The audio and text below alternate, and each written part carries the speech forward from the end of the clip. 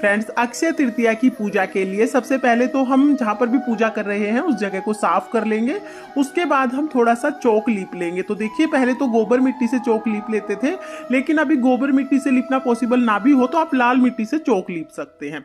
यहाँ पर मैंने लाल मिट्टी से चौका लगा लिया है। उसके बाद मैं यहाँ पर चौक पूर लूंगी। तो आटे से, हल्दी से या रंगोली के जो रंग आते हैं उनसे आप चौक पूर सकते हैं। तो देखिए, यहाँ पर हम कोई भी डिजाइन, जो भी आपको चौक पूरने का डिजाइन आता है आप वो बना ले। मैं इस तरह से चौक पूर लूंगी। उसके बाद बीच में मैं यहाँ पर स्वास्तिक बना लूंगी। इसके बाद देखिए, अक्षय तृतीया पर कोरे मटके को जल से भरकर दान किया जाता है, यानी जल से भरे मटके का पूजन किया जाता है और जल से भरा मटका दान किया जाता है। इसके साथ ही हमें 4 कलश या लोटे ले लेने हैं। तो आप चाहे तो मिट्टी के कलश ले सकते हैं, आप चाहे तो तांबे या पीतल के कलश ले सकते हैं। मैंने यहाँ पर 2 पीतल के कलश लिए हैं और 2 तांबे के कलश लिए हैं। आपकी जैसी सुविधा हो आप उस तरह से कलश ले सकते हैं, लेकिन एक बड़ा कलश यानी एक बड़ा घड़ा आपको मिट्टी का जरूर ले लेना है। आप चाहे तो आप 5 घड़े मिट्टी के भी ले सकते हैं, क्योंकि जो मिट्टी का घड़ा है ये हमें दान करना होता है। तो यहाँ पर देखिए, सभी जितने भी घड़े हैं उनके कंठ पर हम मोली बांध लेंगे, क्योंकि कलश को या घड़े को कभी भी पूजा में ऐसे खाली नहीं रखा जाता है, मोली जरूर बांधी जाती है। तो यहाँ पर जितने भी कलश हैं मैंने सभी पर मोली बांध ली है। इसके बाद हम इन सभी को शुद्ध जल से भर लेंगे। तो ये टोटल 5 कलश हैं। तो जो मिट्टी का कलश है वो हमें बड़ा लेना है, बड़ा घड़ा लेना है, ताकि जिसको भी आप दान दे सकें वो उसके काम आ सके, वो उसको यूज कर सके अच्छे से। और जो हमने तांबे या पीतल के जो छोटे लोटे लिए हैं या कलश लिए हैं वो आप किसी भी साइज के ले सकते हैं। तो देखिए, ये हमने सभी भर के रख लिए हैं। इसके बाद हम चावल लेंगे। चावल हम बीच में रखेंगे और चारों कोनों पर रखेंगे। इस तरह थोड़े थोड़े से चावल हम देखिए चारों कोनों पर रख देंगे और बीच में स्वास्तिक पर भी मैंने चावल रख दिए हैं। इसके बाद हम देखिए, जो मिट्टी का घड़ा हमने लिया है उसको बीच में रखेंगे और जो बाकी हमने कलश लिए हैं तांबे के और पीतल के, ये हम चारों तरफ रख देंगे। तो चारों कोनों पर एक एक हमने कलश रख दिए हैं, बीच में हमने मिट्टी का घड़ा रख दिया है। अब इसके बाद हम पूजन करेंगे। अक्षय तृतीया पर लक्ष्मी माता का पूजन किया जाता है। तो देखिए, गणेश जी का पूजन तो हमें करना ही है, क्योंकि गणेश जी तो सर्वप्रथम पूजे जाते हैं। गणेश जी के साथ साथ अक्षय तृतीया पर हमें लक्ष्मी जी का पूजन जरूर करना है। और जो भी आप चीज लेके आए हैं, सोने चांदी की चीज खरीदी जाती है अक्षय तृतीया पर, तो जो भी सोना चांदी आप खरीद के लाए हैं वो भी आप साथ में ही पूजा में रखें। और देखिए, इस तरह के घड़े भी ले सकते हैं आप। अगर आपके पास ये तांबे के या पीतल के 4 कलश नहीं है ना, तो आप इस तरह के छोटे छोटे घड़े ले लें और बीच का जो घड़ा है वो आप बड़ा ले लें, क्योंकि जो बीच में जो घड़ा रखेंगे वो हमें दान कर देना है। तो देखिए, यहाँ पर चारों तरफ हमने कलश रख लिए, बीच में घड़ा रख लिया है, लक्ष्मी जी को, गणेश जी को विराजमान कर लिया। उसके बाद सबसे पहले हम शुद्धिकरण करेंगे। जल के छींटे लगा के शुद्धिकरण कर लिया है। उसके बाद हम दिया जला लेंगे। पूजा में सबसे पहले दिया जलाया जाता है, तो हम दिया जला लेंगे। सभी को हम वस्त्र स्वरूप कलावा समर्पित करेंगे। तो यहाँ पर देखिए, हम गणेश जी को कलावा समर्पित कर देंगे, लक्ष्मी माता को कलावा समर्पित करेंगे, और जितने भी हमने घड़े रखे हैं, कलश रखे हैं, उन पर हमने पहले ही कलावा बांध दिया है। इसके बाद हम सभी को तिलक करेंगे। तो यहाँ पर हम रोली से तिलक करेंगे, चंदन से तिलक करेंगे। अक्षय तृतीया पर चंदन से तिलक आप जरूर करें, क्योंकि चंदन ठंडा होता है। अक्षय तृतीया की पूजा में आप चंदन से जरूर तिलक लगाएं, क्योंकि चंदन शीतलता प्रदान करता है। और अक्षय तृतीया के समय बहुत ज्यादा गर्मी हो जाती है, तो हमें पूजा में चंदन का तिलक जरूर लगाना है। अपने ठाकुर जी को भी आप इस दिन चंदन का तिलक जरूर लगाएं, चंदन से स्वास्तिक बनाएं।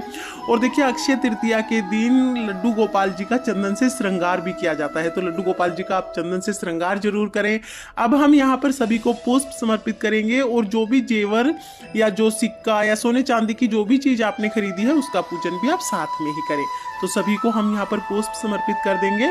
उसके बाद हमें चने की दाल समर्पित करनी है। तो देखिए, थोड़ी सी दाल हम बीच वाले घड़े में डालेंगे। इसमें बहुत ज्यादा दाल ना डालें, थोड़ी सी डाल दें। और जो 4 कलश हमने चारों तरफ रखे हैं, इनमें हम इस तरह से दाल डाल देंगे। तो इसमें आप थोड़ी सी ज्यादा दाल डाल सकते हैं, लेकिन बीच वाले कलश में हम थोड़ी सी दाल डालेंगे, बाकी दाल हम कलश के पास में रख देंगे, क्योंकि वो हमें दान करना होता है और दाल को भी हम दान कर देंगे।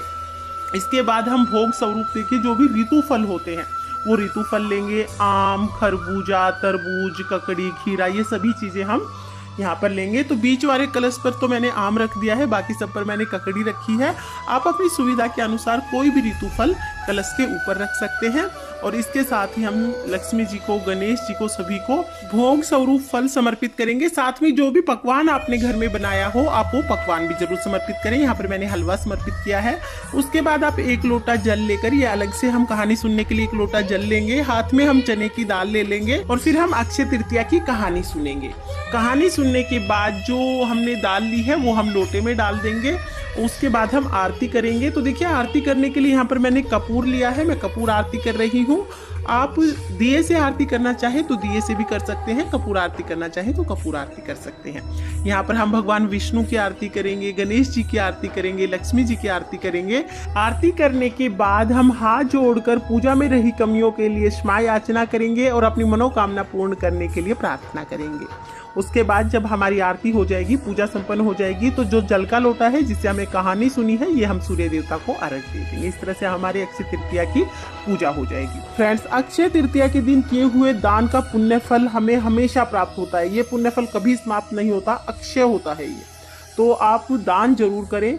अभी देखिए पूजा में जितने भी फल आपने लिए हैं, जो घड़ा आपने मिट्टी का लिया है और जो दाल ली है चने की, इस पर हम कुछ दक्षिणा रखकर ये पंडित जी को दान कर देंगे या किसी भी जरूरतमंद को आप ये दान कर सकते हैं। इसके बाद देखिए 3-4 घंटे के बाद हमें जो ये 4 कलश हैं ये बाद में उठाने होते हैं। इन कलश के अंदर जो भी दाल रखी हुई है वो दाल आप किचन में यूज कर लेंगे, उसकी आप दाल बना लें, सभी उसको ग्रहण कर लें। जो फल है वो भी आप घर में सभी को बांट दें और जो जल है वो आप पौधों की क्यारियों में डाल सकते हैं।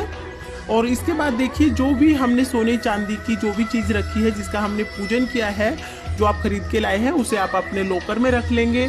जो लक्ष्मी जी गणेश जी की मूर्ति है उसे हम अपने मंदिर में रख लेंगे। और देखिए पूजा में जो भी आप पत्ते और फूल यूज करते हैं उन्हें इधर उधर ना डालें, उन्हें आप गमले में डाल दें, किसी भी पौधे के नीचे रख दें ताकि उनकी खाद बन जाए। फ्रेंड्स, इस तरह से हम बहुत ही आसानी से अक्षय तृतीया का पूजन करते हैं। अक्षय तृतीया के दिन सोना चांदी खरीदने का विशेष महत्व होता है। कहा जाता है कि अक्षय तृतीया के दिन सोना चांदी खरीदने से घर में बरकत आती है, सोने चांदी में बढ़ोतरी होती है, घर की इनकम में बढ़ोतरी होती है और सुख समृद्धि आती है। फ्रेंड्स, जब भी आप सोने चांदी की चीज घर में खरीद के लाएं तो अक्षय तृतीया के दिन उसका पूजन जरूर करें। अक्षय तृतीया का दिन मां लक्ष्मी को समर्पित होता है और इस दिन आप